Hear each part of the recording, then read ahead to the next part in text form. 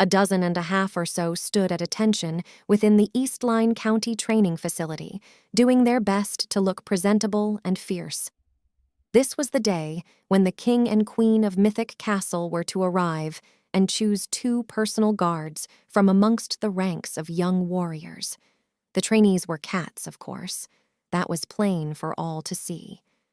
But none of them could have been convinced such a minor detail mattered in the slightest. Fiddle stood near one end of the line and held himself rigid as the royals entered, giving off no sign of fear.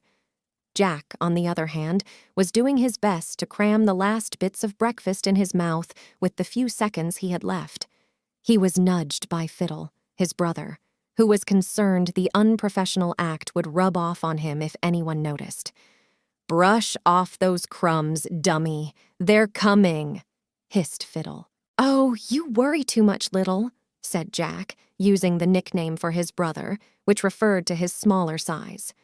"I'm sure none of us'll get picked anyway. This is all for show to make it look like those robed fancy pantses give a hoot about anyone way out here beyond their towers and walls."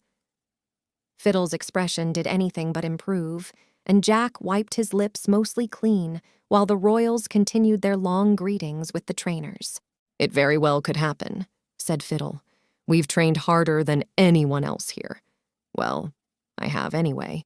But you can be pretty funny sometimes, I guess. Maybe they'll make you the court jester." Jack let out a fake laugh. "I don't even care, honestly. I'm not getting my hopes up, though I have spent some time thinking about what sort of foods they serve in that royal kitchen."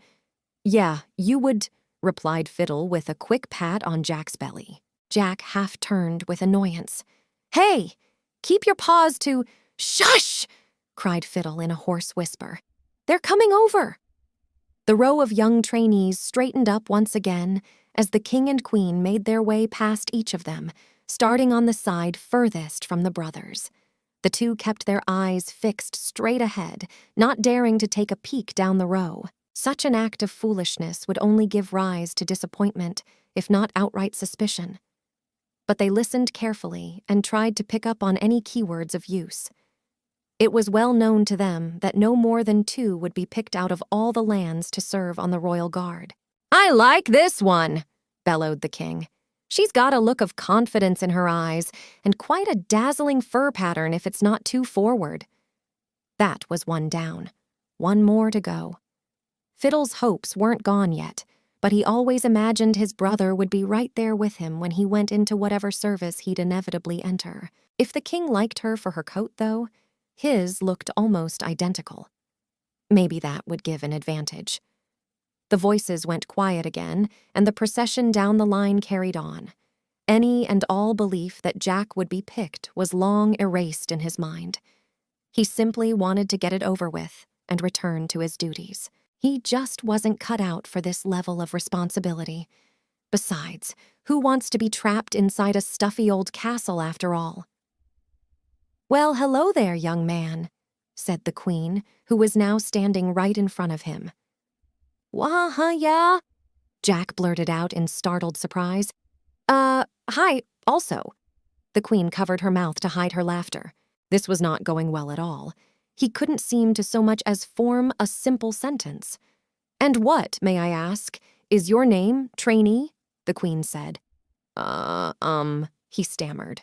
What was his name, darn it? Jack. I mean Jack. Just Jack. With a K only, though, no C." "Ah, a strong designation if there ever was. Now, what are your qualifications?" "I can, whack the heck out of stuff with this here sword I have pretty good. How's that grab ya?" His nervousness ended up turning him to humor, which may have easily appeared quite rude instead. He cringed at his word choice and the response he was about to receive. The queen suddenly burst into laughter, so much so that she eventually had to pull out a folded cloth with which to wipe tears from her eyes. The king was chuckling as well. Jack gave a short, embarrassed laugh of his own and forced an awkward smile.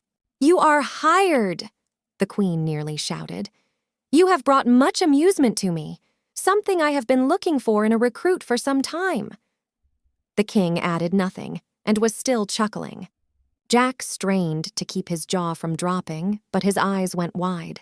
Fiddle kept his composure, but he certainly shared similar feelings of surprise. Of all the things he'd considered could take place on that day, this was not one of them. Jack nearly went into a panic.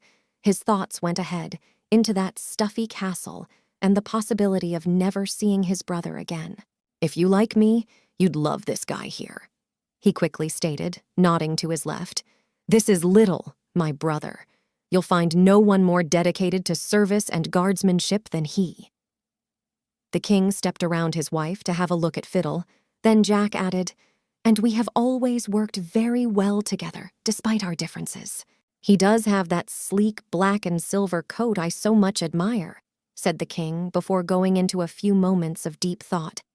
He turned to the queen, and the two put their backs to the brothers and did more than a bit of whispering. Eventually, they turned once more with radiant and smiling faces. "What kind of folk would we be to split up a pair of brothers so close?" asked the king rhetorically. "Jack, Little, the two of you have got the job. Grab your things and meet us out front at the carriages. I must go make amends with a young lady down the row. I'll put in a good word for her, I suppose." Jack and Fiddle went to their bunks to fetch their belongings. As soon as they turned the corner, they began shoving each other and making hushed exclamations. "This is unbelievable," said Jack. "I know," replied Fiddle. "I was beginning to think this was our last day together. I just wish that you hadn't told them my name was Little. I could have strangled you. I was going to correct him, but it looked like he really enjoyed saying it." "I'll let them know later," said Jack. The brothers were packed and ready within minutes. They took one last walk through the facility they'd spent so long in, giving out farewells in the form of fist bumps and head nods. They turned and bowed low at the door, then made their way out to the fancy wagon, which sat waiting to whisk them away to their new lives as royal guards.